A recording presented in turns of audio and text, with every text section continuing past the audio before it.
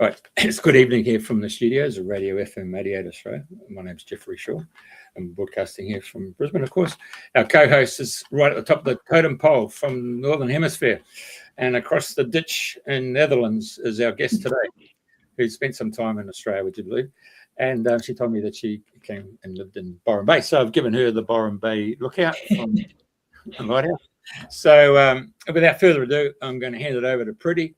And it's a good morning to you in the UK. Yes, good morning, Jeff. It's been delightful listening to your story behind the scenes. And I'm also delighted to welcome Eveline with us from the Netherlands. And she would like to explore the world of intuition. And my goodness, what a world it could possibly be. It's just phenomenal. We've been listening behind the scenes to some of the, shall we say, intuitive experiences that Jeff has had in the past. So, Eveline, please say hello and welcome to the Northern and the Southern Hemispheres simulcast. Hello, everybody. It's really lovely to be here with you. I'm feeling very inspired, actually, by the sort of introduction that we've had. We're already in the space that I love to inhabit most, which is the most sort of expansive space I think there is. This ability as humans that we have to travel both within our bodies and without our bodies. And I think the relationship between those two has been something that has fascinated me since I was a very little girl. And I'm really curious to talk more with both Priti and Jeffrey here today about this subject. So thank you for having me. Thank you. Thank you for being here. So when you said that it's fascinated you since you were a little girl, what was it that sparked that in the first instance that has, shall we say, driven you to be where you are today? Yeah. So I think as a little girl, I was always naturally a very intuitive child, and I actually believe most children are, right? I think it's something that we maybe learn to dismiss as we grow into adulthood. And for me, that took shape as a way of actually sensing what was happening for other people in the room consistently, but also in my very, very strong relationship to the animal kingdom. So I was forever finding ways to sort of escape on my own into the little wooded forest across the street from our house in Colombia in South America, in Bogota. Or, or spending time with horses. So I was one of the young horse girls. I spent a lot of time, but riding was one thing, but it was really about communing with the sort of, the horse or the horse kingdom that I really enjoyed. And I could always feel this element in me that couldn't fully understand what kind of experience I was having sort of in this material human realm. There were a lot of things about the human experience that I found just strange, right? Curious and strange. And I don't think that I had a very formed opinion about it, but very simple things like, why would people want to be exclusive? Why would they not connect from spirit to spirit with others? And, that might have expressed itself in that I was always connecting with the kids in a class that didn't have friends, or, so sort of through the act of empathy, but also because I felt like I just understood that there was this unified space that we all inhabit, that, you and I are not different from one another at a very, very sort of centralized aspect of form. So that's kind of what it was like for me as a child. And it's really interesting because this sort of happened unconsciously for me, but I went to see a wonderful, amazing palm reader in the Netherlands probably about half a year ago now.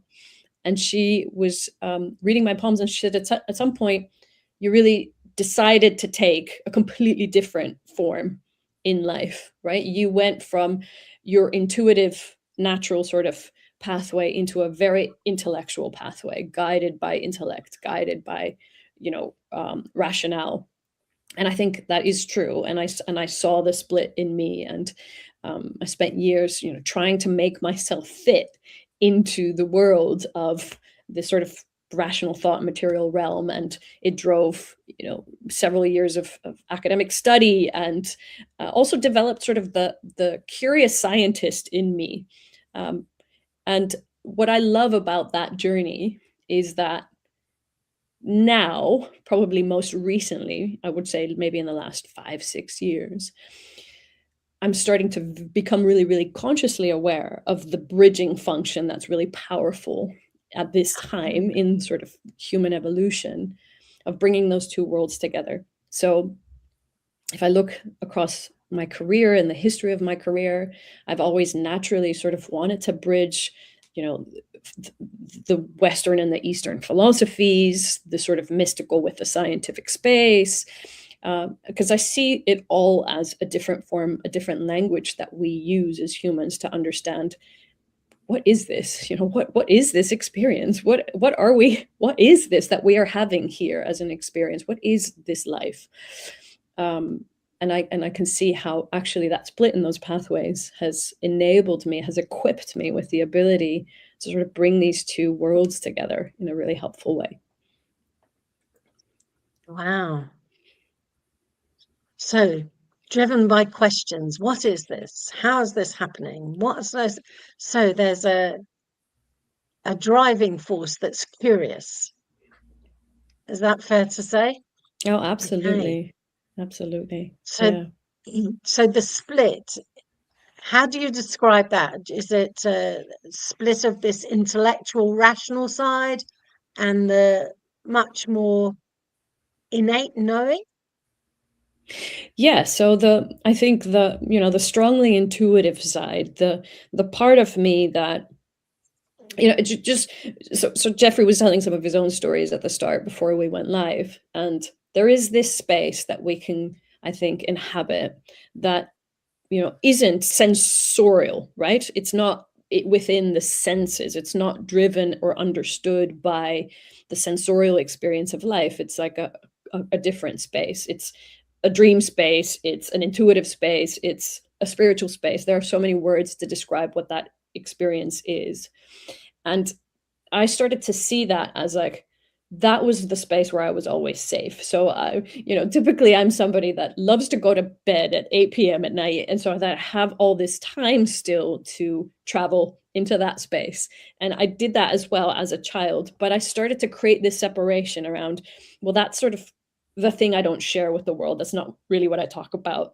There might be some judgment or criticism around that. So I'll just keep that to me. That's going to be like my little safe bubble or arena, and I'm going to try to mold myself and fit in with this, this human experience, this sensorial experience that I'm having here, and let whatever sort of outer drivers that seem to relate to success. And so how do you do this life well, right? What are the parameters that qualify as like, okay, I'm having a successful human experience. Let that drive my choices. And if I look at, so I have this pattern. I think we all circle around, what Rainer Maria Rilke, which is one of my favorite poets, would say. You're like circling around this metaphorical watchtower, maybe, as your life. And if I look through the lens of the metaphorical watchtower to my life, there are some inflection points where everything that I was building, that I was creating in my life, just disappeared. Like it just collapsed. So it's like relationships collapsed, home, career, and then it would be like a clean slate and I'd have to start again, which as a human experience, I can tell you that's quite a challenging experience to have. It's not, it's unsettling, right? It's unsettling to like lose everything. But every time that's happened, it's also because it's like the paradigm of what I was creating didn't really fit with what's true entirely for me, like what's most in integrity for who I am, or what this, I don't know, this journey of mine is going to express itself as. Does that make sense? It does, yes, it does. So this idea of integrity, is it an expansive one, or is it something that's fixed? There's something that you know is you. How does that how do you experience that? Yeah, thank you. That's a wonderful question. I don't know that it's so I want to say, like, simultaneously, yes, it's fixed, and no, it's not fixed, in the sense of I feel like I am forever still peeling back the layers of the onion, right? And simultaneously, there is like a knowing that I can't really is somewhat ineffable, I would say. I can't really say, like, this is the thing. It's just a knowing, a sense that when something fits and when something doesn't fit, right? It's a knowing that, okay, wait a second, like this isn't it. This is not the way to continue to move through this journey for me at this moment in time. And I have that very, very strongly. I don't know if both of you are,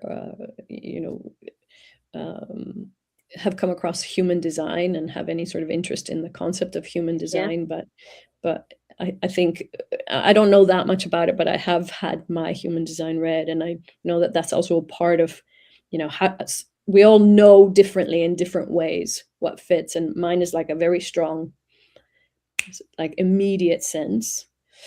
And once it's there, I can't not look at it. Like, I can't not take the steps towards that integrity.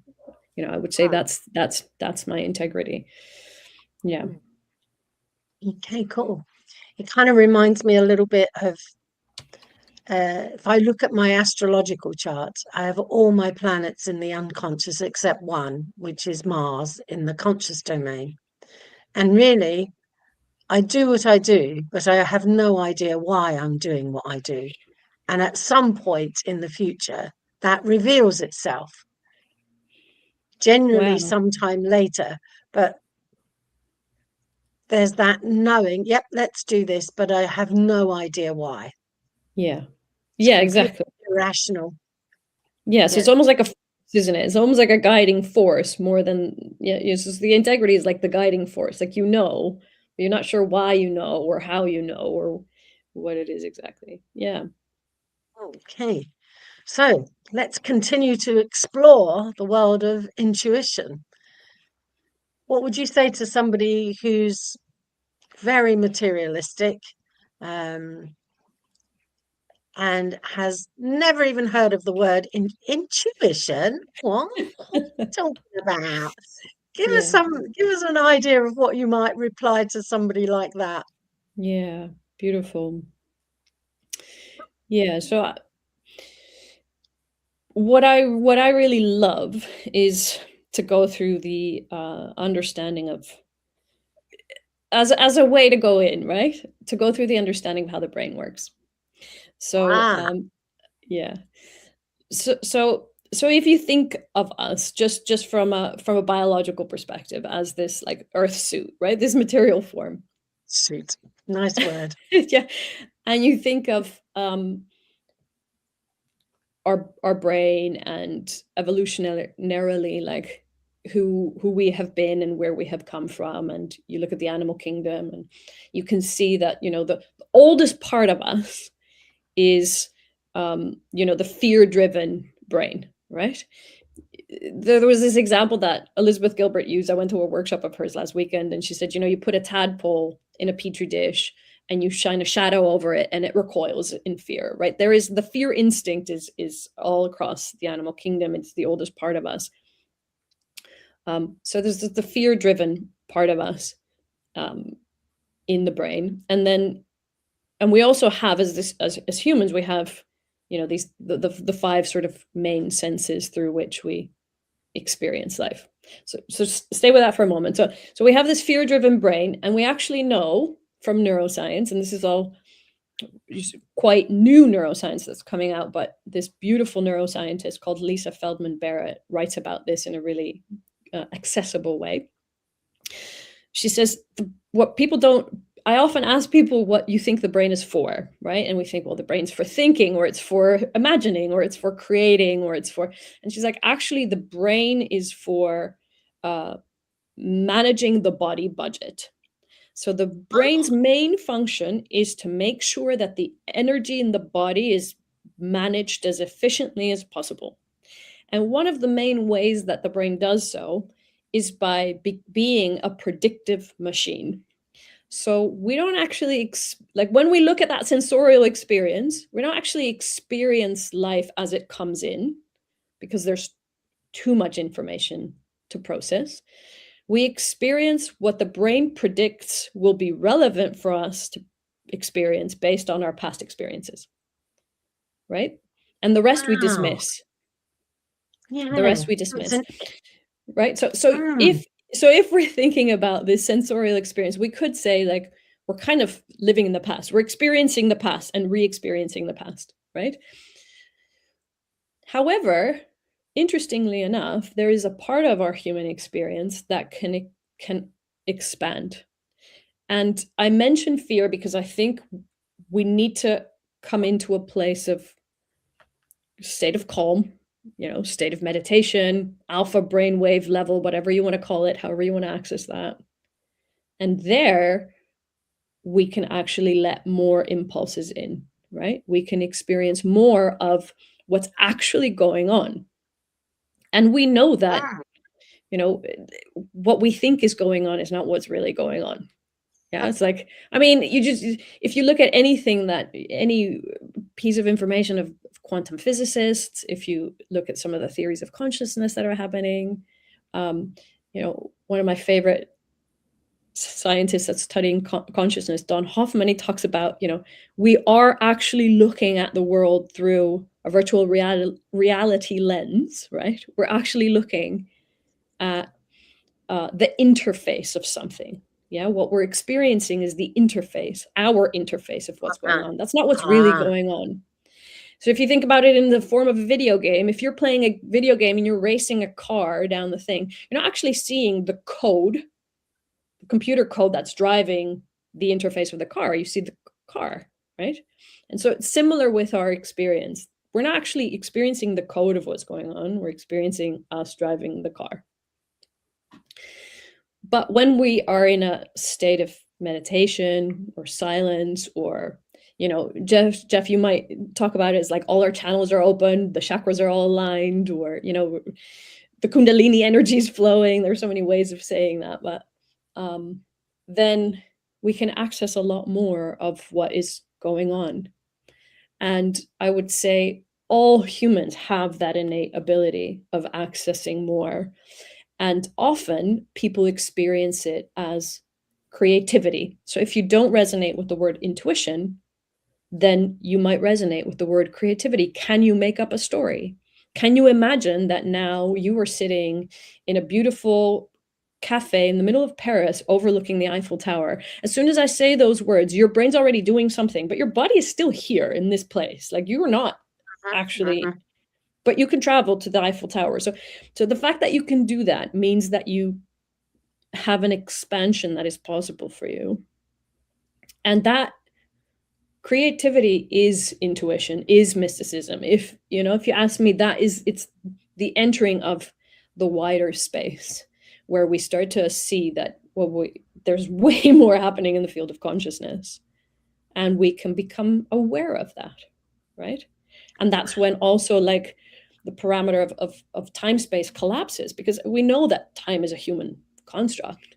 So time-space collapses in that space. So we can travel across time. We can travel across space. We can, And go and visit other places and other creatures and learn from their experiences and bring that into our perspective when we ground ourselves back into the Netherlands or into Sussex, and then look at the world around us in a different light, in a different way. Yeah, exactly. Oh. Yeah. I mean, there's this beautiful, and I know Rob was on the show, and he mentioned this podcast, but there is this beautiful podcast that's quite popular at the moment in the US called the Telepathy Tapes, right? yes, By yes. Dickinson. And she has this episode where she brings on someone, and I can't remember what her name is, a South African lady who talks about, telepathic communication with animals. And it's wonderful, right? It is this very hilarious story about being flown into a beautiful resort somewhere in Thailand, and where the baboons are all, eating the fruit off it's just like there's this fruit out for the guests, and the baboons come in and they're constantly taking the fruit. Baboons would. Yeah. And the hotel staff is like, how do we get these baboons? We've built a fence, and they've already managed to get through the fence, and they're taking. And so she sits and she talks with the baboons, and she says, well, to the hotel staff, like, you might not like what you're about to hear, right? But the baboons are saying, the humans don't need all this extra food. Why do they even pull the fruit off a tree when they're not going to eat it right away?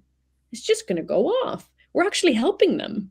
We're taking the food because it's all going to go to waste, which is not a way to deal with Mother Nature, right? It's just a lovely, lovely conversation. So I think, I think we're living at a time when probably for the first time in history, we have a level of awareness of what we are doing as human beings to the planet, to one another. Like, we've always been doing it, but I think we have a level of awareness around it now that asks for a different level of responsibility as well.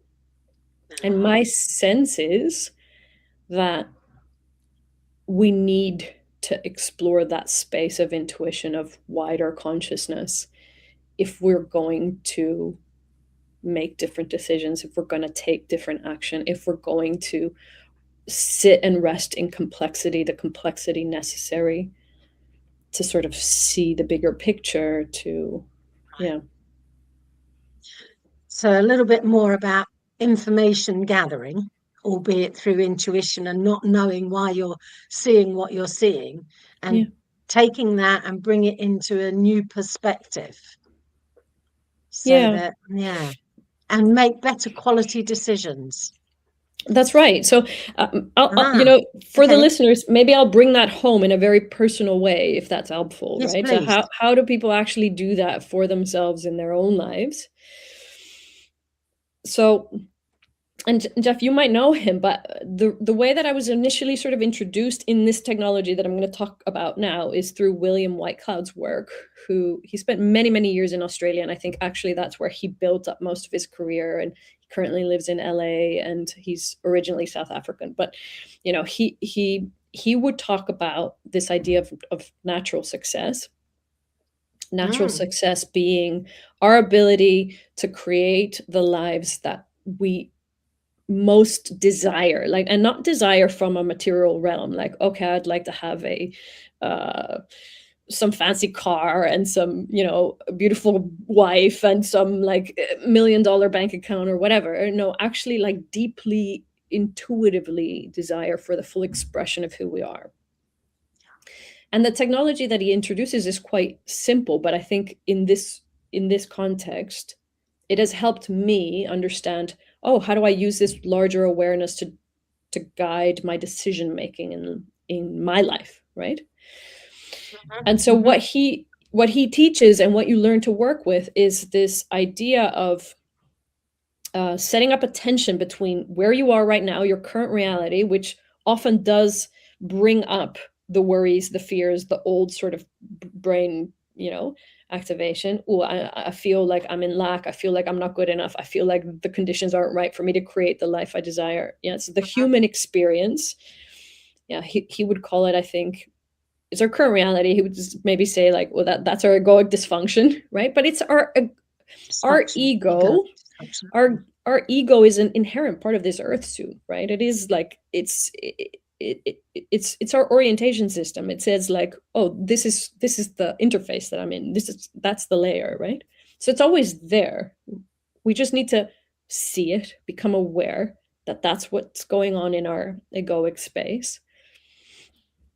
And then bringing ourselves through like a meditative practice, letting go of the need to know, because the need to know activates that rational brain, letting go of the need to know, asking ourselves what else is true about, for example, I always love this example. I have this one for a relationship. So I was a single mom for a while, and have a challenged relationship with my ex-partner, who's the father of our child. And so I had this very strong notion, like, I don't ever need to be in a new relationship again. I'm done. I'm good. You know, I've had that experience. I'm good on my own. I'll just stay in my own, you know. And the intuitive coach I was working with, she said, why don't you just consider that maybe there is a relationship that you would like really desire possible for you? What would that feel like? You know? So I allowed myself to go into sort of that dream space of, oh, well, what would that feel like? And so I would set up the tension between, okay, here's my current reality where I think no more relationships, like no more challenge. And this space of like, oh, what, you know, I could feel like this generative, beautiful, sovereign space where I'm really exploring levels of me through the mirroring of someone else and doing that together, and just sort of being, you know, in a very generative, spiritual union that's also a material union, you know. And so you set up the tension, you visit both spaces, you allow that tension to be there, because it's actually the tension that generates the momentum to move towards something. So we need that. And then you ask from the space of the end result, where you would like to be, you know, this intuitive experience that you have, what's the first step I took? What's the inspired action? So not how do I get there, because that doesn't help us actually. What's the inspired action I took from this possibility, right? And when I did that once in Portugal, what I got, and they say always go with whatever comes up for you. Like intuition speaks to you in symbols, in bodily experiences, in sounds that you hear, in voices, in images, like, but whatever comes up for you, trust it, you know, and go with it. And I got the words womb healing. And at that moment in time, these many years ago, I'd never heard of womb healing as like a form of practice or medicine or anything like that. So I was like, okay, I write down womb healing. And I think it was a week later that I was at a beach. I was living in Portugal at the time with my daughter, and she's off playing with one of the boys on the beach. And it turns out they go to the same school. So I end up talking to the mom, and she's a really lovely lady. And eventually I asked her, like, so what do you do? And she's like, I'm a womb healer. I said, okay, I need to work with you. Right. And, you know, Jeffrey, you were pointing to some of like those amazing moments where it's just like, you notice that synchronicity lands, you know, that we are guided by an intelligence that isn't ours to think up of how. We just lean into it and hear and listen and follow the steps. I think that's really important, like follow that thing that then comes our way. Yeah, there's a lady sounds a little bit like, we had a lady 2 years ago who does womb healing down in Mullumbimby. Moranbah, beg your pardon. It was really fascinating subject, eh? Yeah, it's amazing work, really amazing. Like it was transformative. I had no idea I could need it so much. Yeah, it's really wonderful. You shifted consciousness there. You actually moved your hair. You got your hair and you pulled it back, and then you hung it to the other side. Oh wow, there you go. See? Yeah, what were you doing subconsciously doing that? Don't know. So beautifully surmised with inspired action.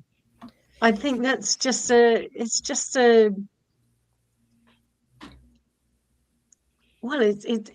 a whole way of being.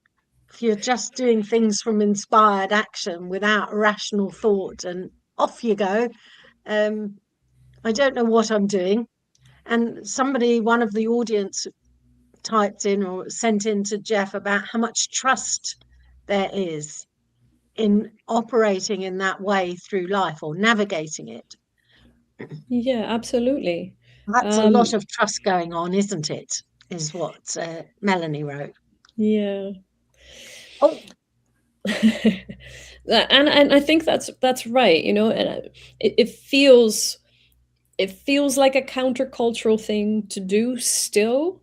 My experience is that what I see around me is, and my belief is that we'll move to a place where this is more accessible for more humans. And but yeah, there is something about trusting the non-linearity of it, trusting the, and it's more than trusting, is even like the ability and the willingness to relinquish control.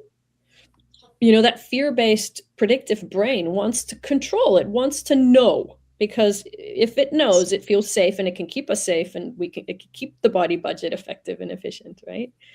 So it's like this invitation of, okay, actually let go of control. I'm not in control of this experience. Something much larger is guiding this experience. But as soon as you practice it in small bits in life, and you get that reinforcement through the appearance of, you know, synchronicities, or you just see the results, right? I mean, I ended up with an amazing partner in this relationship that I have envisioned. You start to understand, like, oh yeah, okay, this is actually working. And you start to see as well that when you stay in the egoic orientation and the ego-based decision making, you're just creating more of the same stuff, more of the same patterns that you are constantly creating in life. And that's also a choice. But I think the expansive way is much richer. And I think, and again, like, if I take it to a global scale, I would say it's very much necessary and very much needed, right? Because what we're doing in this space and what's driving some of our global political decision making and things, it's just, yeah, I don't think it's where we want to go. I think Yeah. the expression least said, soonest mended. Yeah, exactly. Okay. Yeah. So Evelyn, how do you nowadays go about the business of coaching people with this and exploring mental well-being? Because in your bio that you sent me some time back, you call yourself a mental well-being strategist, which sounds like everyone needs someone like you, a mental well-being strategist. Please tell me more.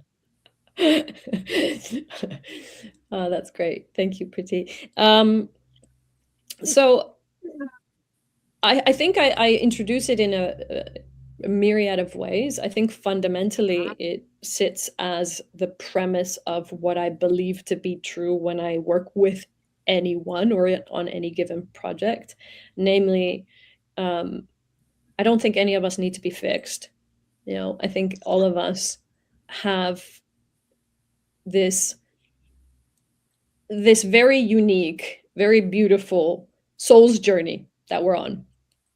And so my work when I'm in the room with someone or with a group of people is, how do we get people to see more of themselves? And I'm going to steal something from this beautiful life coach called Martha Beck, because I didn't know she said this, but I thought, yes, that really resonates with what I fundamentally believe. She just said it in a really powerful way. She says, our work is just to help people regulate their nervous systems enough so that they can know what they already know. And so I think about mental well-being and mental well-being strategy.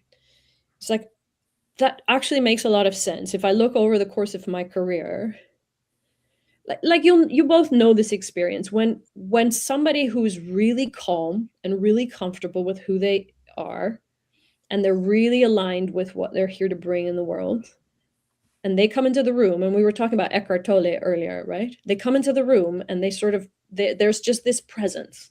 There's just this sort of, you know, field that they create just by being who they are, right? So, and I think we all have the potential to go there. So I think as a well-being strategist, I would say a lot of the work that I have brought to the world or have been inspired to bring to the world is around how do we design spaces, how do we design solutions that help people to go there, to go to a space of calm, a space of I feel safe in myself, I know how to regulate, I know how to listen to the inner voice, and then to start taking steps forward. And so that, that's sort of I think fundamentally at the baseline of all the work that I do. In one-on-one sessions, I may also proactively introduce people to an intuitive practice, right? So we'll go into a meditation and I'll ask them to step into the vision of something for themselves, and I will go into the vision of their, that's the wonderful thing about doing the intuitive work. Like, I could ask you both, okay, Jeff, Priti, I would like you to do an intuitive reading about me now, or about someone I know that you both don't know, and I could give you a name and you guys could go into a meditative state and you could source information about this person and it would be accurate. Okay. Yeah. Are you saying you're up for the experiment? Yeah. Yeah. That's great. Okay. Shall we do that? Yeah. So first of all, do I have your permission to read you on all levels? Yes, you do. I do. Do you want to specify it? So no, you I was pretty sure you were going to say no. You're not going to bring the rational in here, dear. No, exactly. But so let's go, girl. For an audience, this is great. For an audience, Priti, do you want to do it like around the technique? Is that helpful for the listening population? Because Jeffrey, I know Jeffrey will will be there, right? Okay, I'll be the witness. Well, no, and you could use the technology if you'd like to try. Then I'm going to ask you. Okay, ask you if you can read my genius. So if you imagine what is my genius, and then do whatever you need to do. If you want to close your eyes and take a moment and just settle into your body and let go of the need to know, which I think you do naturally as well, Priti, and then what's my genius, and then whatever comes up, you stay with that and you make up what that means to you. So if you get a symbol or an image, you make up what that means. Okay, so first of all, go, Jeff. You're trying to conditions here of saying this is the step we want to go to, and I go from another perspective, which is when I ask your permission to read you on all levels, I'm now talking to your soul. Yeah. And your soul is telling me in a direction that you haven't been looking at, or just needs to be brought to the forefront of your mind so you can see clearly. Yeah. Yeah. So I've got a gentleman with me who I would consider to be your grandfather on your mother's side. Okay. Yeah. The guy's in a black and white suit. Okay. And he's got a clipboard. He's got all his little check boxes it's got to go through. And he signs off. It's like in machinery. It's like armaments or tanks or something like that. Machinery, definitely machinery, but it's got to go through a check box. Yeah? And it's all about compartmentalizing your brain and your mindset. Yeah. So then I'm given a swallow. No, not a swallow. It's a larger bird. I was going to say a seagull, but it's not. Jonathan Living's a seagull. But it's definitely a bird, and it's about soaring. Yeah. So it's about getting out of that mindset and to get the wind under your wings and allow it to soar to give you a different perspective. And that perspective I can see right across the seas. I can see the islands. Now I said, where am I going now with this? I'm seeing the UK. I'm seeing the White Cliffs of Dover, but I'm also drawn to the Pacific Islands. I don't know why the difference between the chalk of bloody Dover, but also the Pacific Islands. And the Pacific Islands is straight out of that bloody movie Moana. I'm not surprised. A really idyllic island, and of course, what's his name? He fishes out the bloody what's his name? Out of the mythology legends, isn't he? Dwayne Johnson played him. Maui. Maui. Maui. Yes. Anyway, and then it's a green emerald crystal, of course. Then when she awakens, and then she becomes the goddess, and then she gives back Maui as bloody as Hook. Yeah. And then she says, right, and then she goes back and curls up and goes back into a deep sleep and becomes that island again. So it's almost like saying you can become the goddess, and it's about going back into nature, and you can go into that dream state. But the thing is that it's in the dream world that you'll get a depth of understanding that surpasses the academic world. And so when someone comes to you for a session, you throw away the academic book, and then you listen. And as you listen, you actually move into the energy field, and you actually read their whole energy signature. I'm actually taken back to my grandfather on my mother's side. And I originally, we've got a team of people coming in here, but he actually said to me in a dream state, he asked me what program I was on. And that was the biggest clue for me to be able to go in and get my own answers, and establish what program I was on. So once I found that, it was like I was operating on a software program. And then once I understood all the different components to that software, I thought, oh, okay, right, I understand where we're going. So for yourself, I can see the academic world of coming down the left brain, and then all of a sudden you've got to throw yourself in the deep end to learn how to go into the world of intuition. But in order to get that, you need to be able to encompass the people who come to see you, and you need to have the empathy. And the best way to have the empathy is to be able to walk those moccasins of feeling it, touching, and experience. And then you realize when you articulate to that particular individual, then they can sense your energy field, because your energy field will awaken them. It's like I can see the actual. It's like the peanut, the shell breaks next second. A legume comes out, and you provide all the nutrients and the nitrogen of the soil to be able to grow. Yeah, and I think you're doing quite well, mate.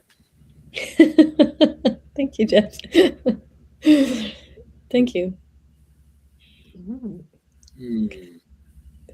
I really love this. So this is what I'm going to share with you guys as well. Jeff, you have more things coming in, I think. Do you? Yeah, I'm standing in front of a blackboard now, and I'm doing the ABC. So it's something the ABC. It's all about learning, isn't it? You don't have to sing. You don't have to sing the alphabet, but it's. I'm grateful for that. The ABC, but I think your journey is going to shift quite dramatically now. Yeah, I think it's definitely going to shift. So this morning, as I was out walking the dog, and I was, doing the intuitive thing around our conversation today, I had this beautiful image of like us being catapulted out of this studio and into the sort of spiritual realm. And then it was like, oh, we're just having a conversation of souls. Like that's what's happening.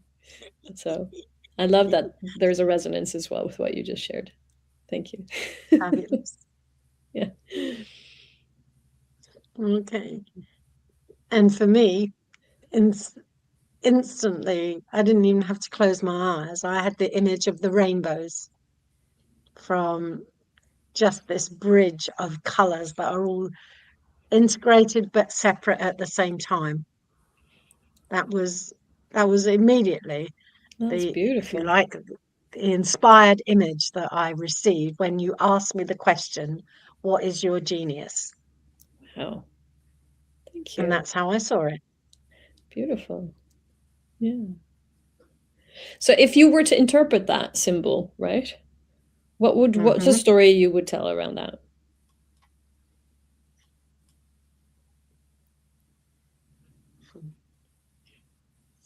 That when we were talking about the alignment of the chakras, so we tend to go vertically up and down, whereas this is not. This is side to side, so it's integrating both the vertical and the horizontal. And in a way, I've just realized I've made a symbol of the cross. Wow. That's amazing. That's fascinating, isn't it? Yeah. So you could do the symbol 8 and Yeah. the 8 backwards and forwards, so that there's a point in the center that is just you. Yeah. Just you being you. Amazing. Thank you. Wow. Okay. So I wanted to ask you some more now, because I've read through all your. Could you tell me a little bit more about your Myrtle Collective? Yeah, the Myrtle Collective. Designing and delivering corporate strategies. Here we go, back into the rational world, having had just such an exquisite time. Wizzy wooing all around, all different levels, and the expansiveness, and certainly the imagery that Jeff brought into the conversation is magical, really. Yeah, absolutely. But here I am back into the material realm. The physical realm. Sensorial. Here we go. Yeah. So the Myrtle Collective. I mean, where did even the name come from? How did that come about? That's a great name. Yes, and it is based on, and I'm not going to remember her full name, but Myrtle, and then her last name I can't remember, is one of the first female explorers that was known for some of the exploration that she did. It's actually a name that Sue Stockdale, who's on the site with us, came up with. And Sue herself was the first woman to ski to the magnetic North Pole. And her life is just a life of adventure. So there is this like very adventurous nature. And then both Pierre and I, who are in the Myrtle together as well, have had our own versions of that adventurous life. So, you know, I have this anecdote of my life that when I turned 30, I'm now 45, I think. When I turned 30, it's just a number. It's just a number. I'd lived in 30 different homes by the age of 30. I think I'm actually surpassed my age in terms of how many homes I've lived in, right? So, and I was born in Venezuela in South America, and then was raised in, you know, Venezuela, Colombia, and the Caribbean, and then have lived in Brazil and in Australia and in Portugal. And so there is this sense of movement and adventure across physical land, but also, of course, movement and adventure across inner landscapes. And Pierre is much the same. He lives in Argentina in a small town in Mendoza, and he's from South Africa. And so there was this adventurous thing, this adventurous spirit that I think unifies us and is part of the seed of the Myrtle Collective.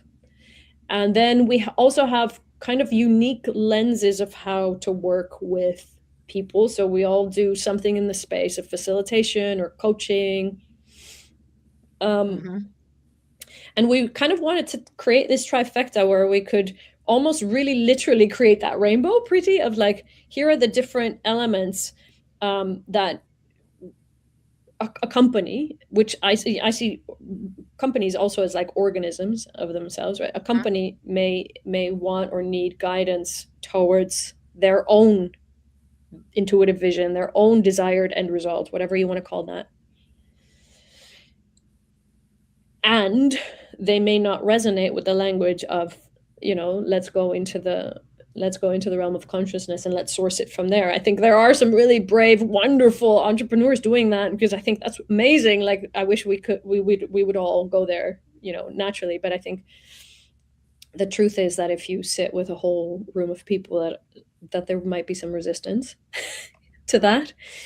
And so we wanted to bring together our own sort of skills and our own ability to communicate this through our own language and expertise, to offer groups, companies, communities, whatever it is, a journey where this becomes clear. There's like the things that get in the way, the worries, the egoic identity, but then collectively, the collective things that get in the way when we want to move towards a particular mission or vision. The sort of, how do we go into the sort of more quiet space so that we can source the more creative, intuitive ideas? And then an element of coaching that takes people into like, how do you create that collectively? So what are the kind of conversations that you want to have or need to have to move towards that vision? And then what's the first inspired action, right? So it's in some way very similar to the sort of the individual work, but it is also placed in, more corporate language. And and so Pierre brings this really wonderful ability to he's really creative, and he creates really sort of tangible, very visionary,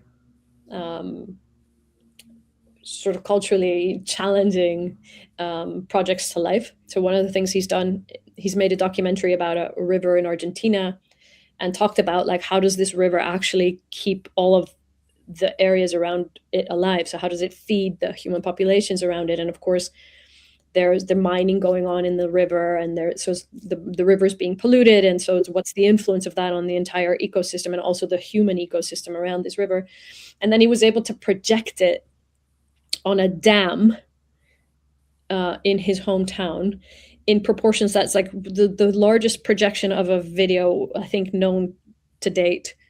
And then the whole community could go there and see and experience, like, this is what the effect of what we're doing to the river and how it's influencing us, right? So, yeah, really cool. So the river speaks. The river speaks, exactly. And the river speaks, and it's broadcast on a huge screen. Yes, that's it. That's it. Pretty. That's tidy.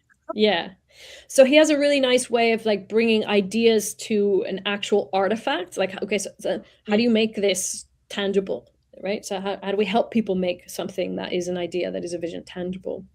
And then Sue has this beautiful adventurous nature of like, how do we guide people to then, align with each other and also talk about the things that come up with them personally. And yeah, so I think that's the Myrtle is just that, is this beautiful collective of the three of us who also just signal like, hey, something different is wanting to emerge in the world, is needed in the world, right? So like, yeah, circling back to some of the things I said earlier about how do we create something more generative, a more beautiful world, right? Which I think is part of dreaming the dream, is also about, creating a more beautiful world for all of us. Yeah. And I wanted to, if you like, go back to the vision that Jeff described to you of your grandfather and the clipboard, and with that information, has it created any other inspirations and inspired actions within you? Yeah. I mean, yes. So there are actually two things that are going on for me around that. One is my grandfather served in the war for a while as a German informant. And so like the image of him with a clipboard, I wonder like how it might also be really accurate with his own sort of experience. And so the thing that was going on for me, and has been going on actually for a while, is I'm very curious about our own systemic dynamics. So what's my ancestry? And so it's not just me that chose to have a split in like my material life, but I'm also coming from a system. I'm integrally part of a system. There's maybe a systemic thing that wants to happen through me. And so that's what it made me curious about. Like, I typically connect quite strongly to my matriarchal line. So the understanding of the energy of my female lineage, but not so much the male lineage. And so that's what has left me sort of, I wonder what happens when I connect with that lineage, with that system, with that guidance. We did a sort of past future meditation exercise in the workshop I was in the weekend. And we had to go back and just land in a particular date. And let me just preface that I don't have anything with dates and history. Like, I always failed my history exams in school because I could never remember, like, when was World War I exactly, because dates don't really mean anything to me.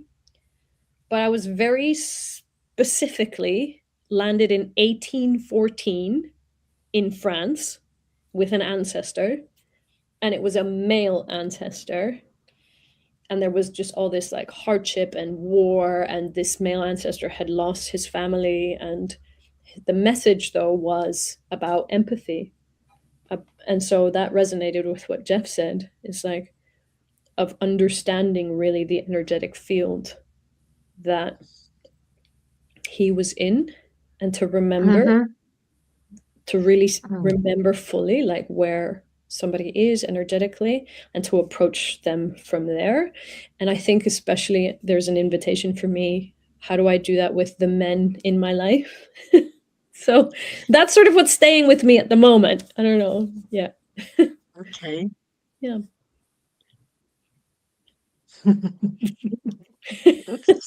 Okay. Is it just the men in your life, or the masculine aspect of the women in your life too? Yeah, exactly. It can be also the masculine aspect of life, just of the women, but also of myself and of life. Yeah. I'm still intrigued with the clipboard, to be honest. Yeah. From that, it's Moana in the movie, where Maui's fishing up, what's her name, and then he buggers up, and so the goddess awakens and she gives him back his mana.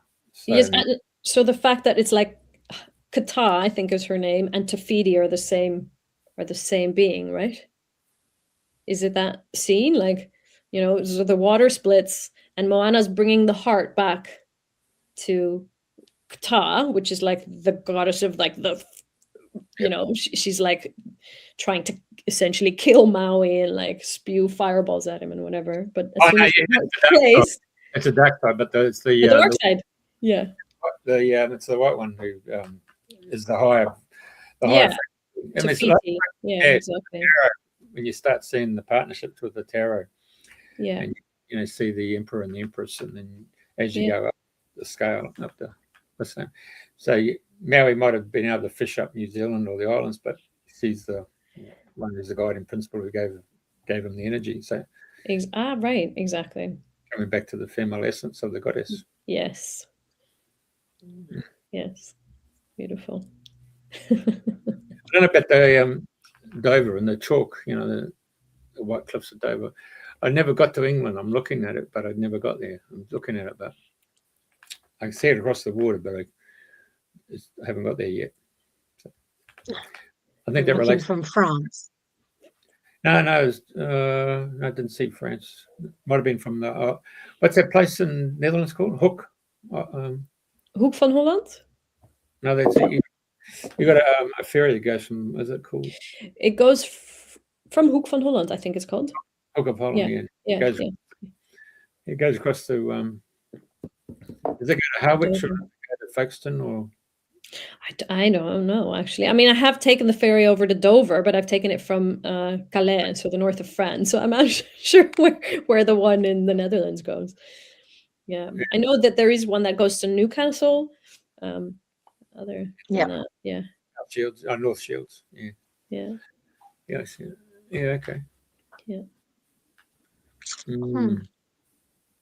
So would it be fair to say that the work that you do these days is to create space for inspired action, and that in the creating of that space, it is about letting go of any preconceived ideas or any logic or any rationality, just get to that quiet space? That's so hard, isn't it? That's a really hard question. It's a really hard thing to do. It is really hard. And I would say yes, and right, yes, and the logic. So what I think happens quite a lot in the realm of well-being, if we go to look at certain like therapeutic modalities or healing modalities, is that we create this perception that only once this part of me is fixed, healed, dead, the ego has died, then I can be in the non-logic, in the intuitive, in the, you know, and I wonder if that is helping us. I don't think it's helping us.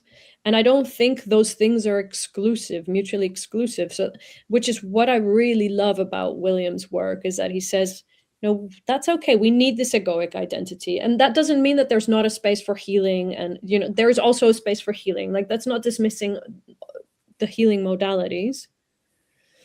But it's saying we don't have to absolve this to get here. We actually have, in this bizarre and wondrous human experience, the two things that sit side by side. And maybe that's by design. Maybe those two modalities are by design because they set up a tension. There's a tension between the logical and the non-logical, right? They don't like each other. They are like, you know, like their magnetism is in opposite directions. But because of that, it creates something. It's like if you hold an elastic band and there's no tension, it does nothing. But you hold it and you let one side go and it moves, right? There's a trajectory. And so if you look at that just also from a principle of physics, if you look at nature, nature uses tension to create, right? And we are creative beings, so we could use that tension between the logic and the non-logic to create. It's just that we need the tools and the insights of how do we do that and what are we creating, because we are always creating, you know, whether we're unconscious beings creating or conscious beings creating, we are always creating. So so when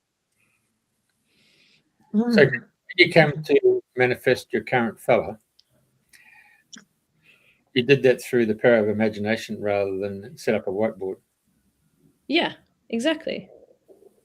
Yeah. God, I've gone into one lady's bedroom, this is going back 20 years ago, and she had photographs of different fellas based on their anatomical body parts. So she wanted this nose, she wanted these ears, she wanted the colour of the eyes, you know, elongated face and then the tallness. It was really interesting. It was like going to the chop shop. But anyway. That's fascinating. I didn't get that specific. Yeah, it sounds a little Frankenstein to me. Exactly. Well, the power of imagination is pretty important. It is so important. Yeah.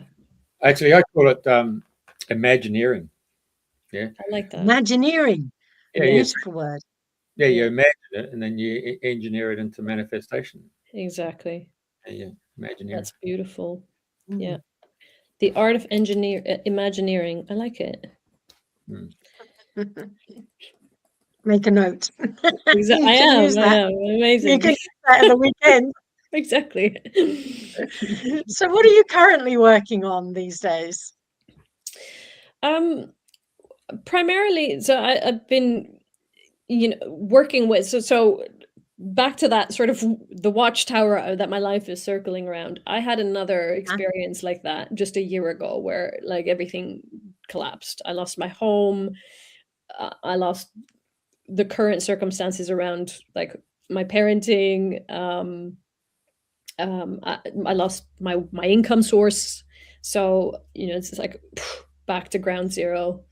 And so this last year for me has been an invitation, I think. It's like, okay, how do I really use that power of Imagineering to create and to build the steps that I want to source, that are aligned with what is true for me, really, you know, what I deeply desire. And, you know, one of the things is about having a stable foundation. And for someone who's lived in more than 45 homes in 45 years, that's like, wow, it's really different, right? So So I would say that what I'm actually doing is using these technologies for myself to build the foundation to, you know, the whole thing about, I believe that all of these choices that we make and all of these desires, they're constant. You re-choose them every day. You know, like I didn't manifest a partnership and then it's like, okay, it's done deal and I don't have to worry about that anymore. It's like, no, I re-choose that relationship and how I'm going to be in that relationship. Re-choose it every day. Okay. Right. So I re-choose all these things every day. Re-choose.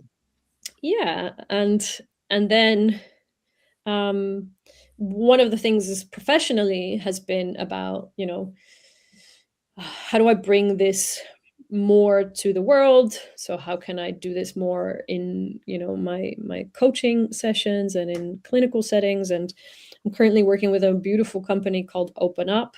They're based in the Netherlands. And my desire would be to do more with them. Right now I'm working as a psychologist who's just doing the one-on-one sessions with clients. But they have a beautiful mission, and that's really rooted in, you know, well-being strategy at the heart of it, like creating a world that is infused with well-being. And so, yeah, I'm just sort of gently exploring avenues there. Yeah. And that's how I'd answer the question. then going back to Jeff and his 178 desires, and he just listed them all out. Is that a reasonable strategy that could become worldwide, where you've list all your desires? Well, what I love about Jeff's story, you know, is less. So I have a bit of an aversion around do these 12 steps and you will be okay. You know, and I understand why we write those books. However, what we miss in the applying of those books when you sell them is like, we are not the person who wrote the books. I am not Jeff. You are not Jeff. Jeff has his own beautiful, unique, powerful journey here. His soul's journey and the way it manifests in this human form is unique. And so we may not ever write the 178, you know, desires list. But was really resonated and came through really strongly when we were listening to Jeff's story was he leaned in to what was coming his way. You know, what he heard, where he needed to be, what he needed to do to be in the right places that were drawing you in, Jeff.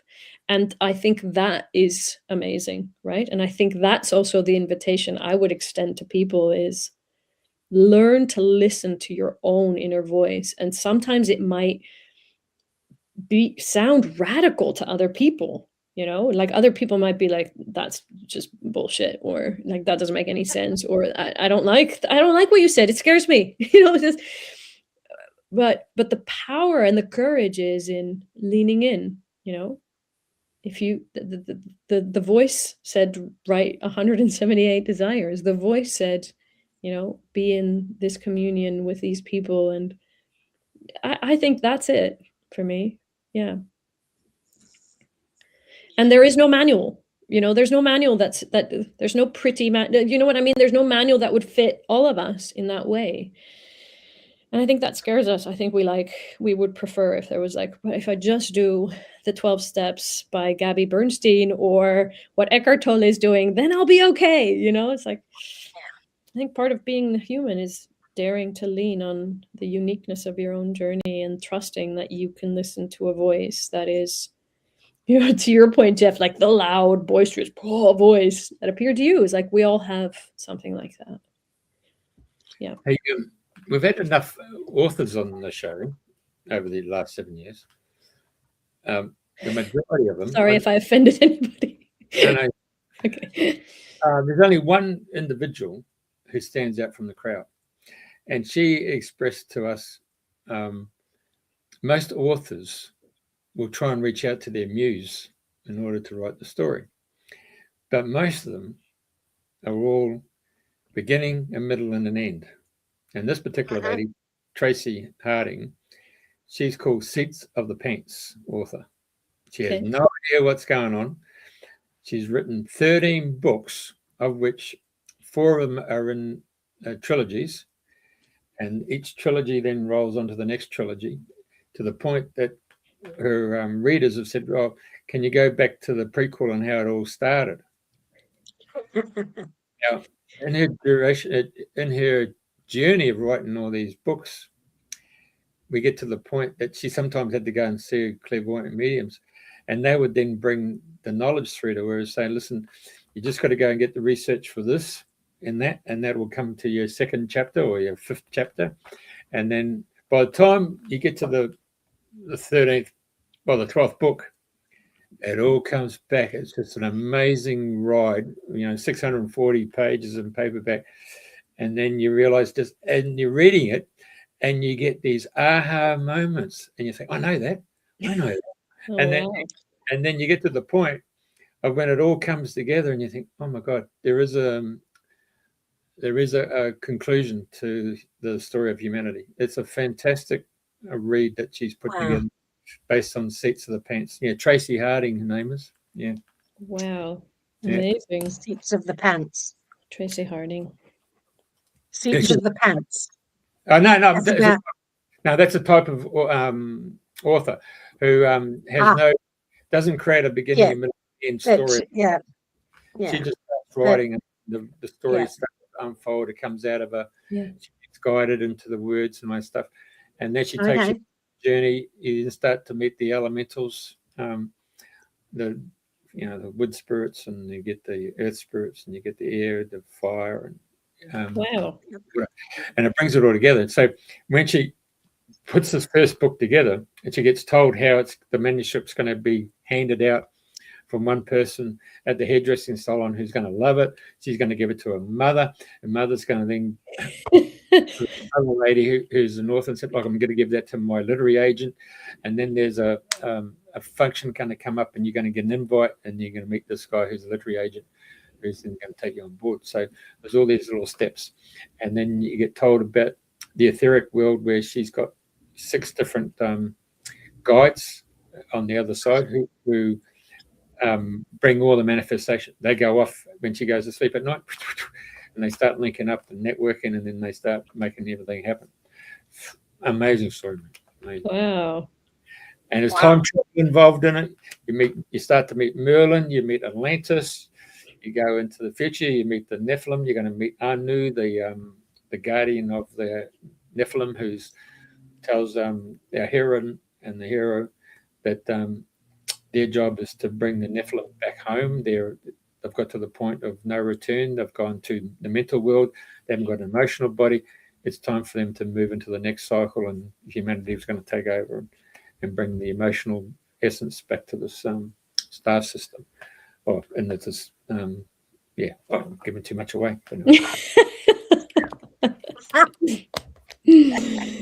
Amazing. So you're talking, it's not the title is not, just to clarify, the title is not Seats of Your Pants, but it's the style in which people are flying by the seat of their pants, haven't really gotten any idea of where they're going, what they're doing, and it's one step after another. A bit Hansel and Gretel, following put the pebble down, and you just pick up the pebbles if you know the story of Hansel and Gretel. Yeah, so the first book is called The Ancient Future. Yeah. I love it. Starts in Sydney. Her and her brother are Taekwondo exponents, and they win their championships. And then a situation occurs that sees her brother die from a brain aneurysm as a result of his title fight.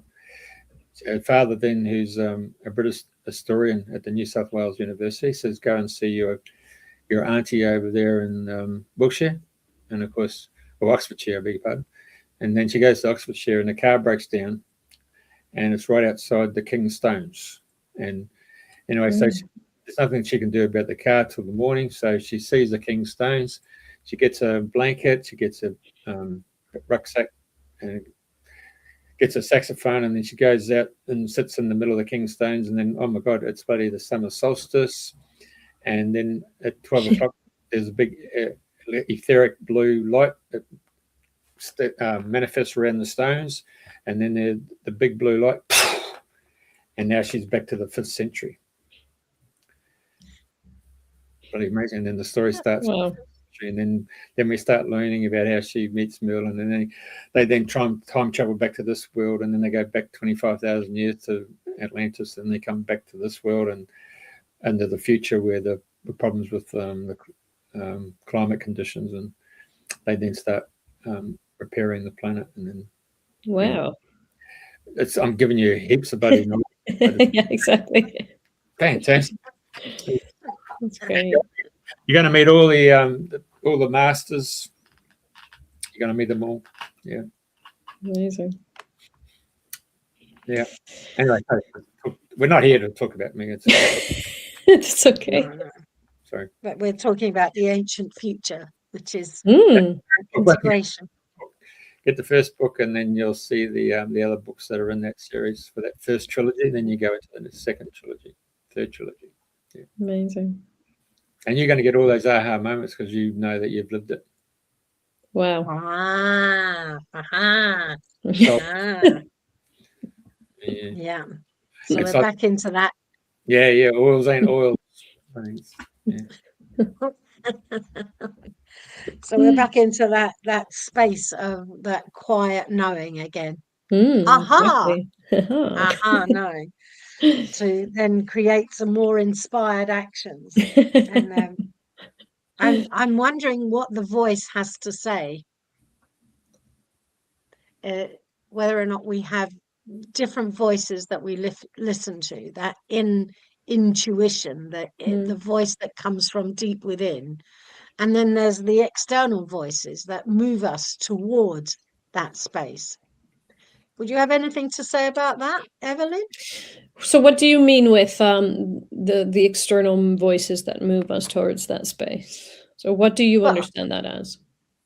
Okay, that's a good question too. I was listening to Jeff and his story, and in Yeah. listening to his story, I am now inspired to find myself in a nice, quiet space and hear what the voice, my inner voice, is going to say. But it's prompted by Jeff speaking and talking about the ancient future. So there's an external voice that didn't come from inside of me, Yeah. that says, "Oh, I wonder what would happen." Yeah. Yeah. I think that's a really nice way to look at it, is that so if I circle back to William's work, he talks about the principles Yep. of alchemy, right? He talks about working with the principles of alchemy, where you take the manifest and you make it volatile, and then you take the fixed, you make it volatile, you have the volatile and you make it fixed. And so if you look at that Okay. relationship and that interaction, I think there's something really interesting that we get to do as humans, where we are alchemists, right? Even in using language, we are fixing something ethereal, right? There's always, and there's like this slight distortion that happens as soon as you have an idea, and like you have a poem or a song or an image, and you put it on paper or you say it in words. It's like, yeah, not quite. Like it's almost that thing, but it's not quite that thing, right? So, and so I would say that the relationship that we have in experiencing ourselves as individuals, right, as like separate entities, allows us to be in this alchemical process, allows us to do this, like make the ethereal, make the volatile fix, and the fixed volatile. And I think we learn something when we do that. So I would say the other voices are there because they make fixed something that otherwise maybe wasn't even in your awareness, and now it's in your awareness, right? So Jeff's sharing inspired you. Inspiration is like something has come into your awareness that you weren't aware of maybe before, or not in that same form, and then that allows you to do something, take action in a particular way. So then you can take your own fixed and make it volatile, and take your own volatile and make it fixed, right? So I think that's the function, I would say, of the external voices, is they give us an awareness of what's possible, and then it becomes possible for ourselves as well. and then we move our barrier. So I love that example of, I'm not going to get the numbers right here, but that the 100-meter run used to have a time max, or like used to be run in 8.7 seconds or something like that. It's not that, but whatever it is, it's probably 4 minutes, 4.5 minutes or something like that. Yeah. And then one person, right. And then one person broke that mark. And then all of a sudden, all the athletes are able to do it under the 4.5 minutes. It's like, why? Because all of a sudden this thing became possible that wasn't possible before. It wasn't in our awareness before that we could even potentially reach for something. And you see examples of that consistently in the human experience, you know, and I think that's the power of bringing out our voices, even and sharing our stories also when it feels like it's outside of the realm of what's possible. That's what's beautiful about fiction writing, you know, is that it makes all of these things possible because now they're an idea in the world. And now we can live into that idea. And without that, we don't even know that it's possible for us. Yeah. Just change the subject slightly. Is I used to go to singing lessons, and the pianist would go, you have to go up and down the scale, you know, go one octave to the next octave, and then you get a guy like Chris James, who comes from Buddy Lismore. He's traveled the world and he teaches singing his way, and his way is just unbelievable. It's not singing up the scales. It's going there and getting a group of Neville nobodies on a Saturday morning, and then Sunday afternoon getting a 4-part choir of, you know, 34 all singing and harmonies. And all he does at the very first introduction, he just says, I could put the males over here, put the females here, and we'll just see if we get any sopranos and altos, we get anybody tenors and basses. So that's the first thing he does. And then he says, right, I want you to stand there and feel if you're on a horse. So you got to get into a position where you're feeling like a horse, you know, he's riding a horse. And then he gets you to go in front of everybody, yeah. And then he goes, Mom, Dad. So we've got to do Mom and Dad. And then he goes and pulls out a couple of songs like, you know, Michael rowed the boat ashore, you know, row your boat. Oh, Lord. And then he'll go and do Frank Sinatra. And I'll tell you what, he said at any given stage where you feel like the way he does it, he warms up your vocalization. So instead of being in scales, just going rigid, you're rigid in your actual throat chakra. He expands it right out here. And then as you're doing these warm-ups, then it comes back and you find you get yourself an extra octave in your voice range. You know? Awesome guy, Chris James. He used to come to England and teach people. So, so that's a game plan where, okay, classical trained, this is how you're supposed to be doing the singing.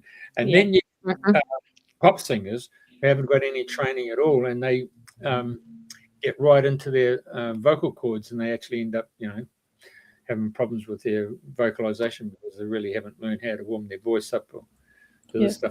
Chris James takes you to a whole new level. So when you're talking about your little story about getting under the 4.5 minute mile, that's exactly right. You just need that one person to break the mold who's not caught up in the game of what would you call it? Sedentary thinking, isn't it? Yeah, exactly. Yeah. I love that example. Thank you. It's brilliant. You do it so well. We could all do it. That's right, because he said every child comes in, they've got singing tones, and it's like 8 years old, then the actual tone disappears to become clear cut. You know? Yeah. Cool. Yeah. So, we're back to so good. What's next? Well, good question. What's next? Eveline, is there any questions that you'd like us to ask you? that we haven't asked already? I don't think so. I Anything? think this has been like a really lovely, rich conversation. And thank you. Thank you for offering the space also to really openly explore this. I really love, sharing in this particular way on these topics. So yeah, I'm quite happy to round off here, if that makes sense for both of you. Yep. Yeah, well, I must say I've laughed and I've enjoyed it.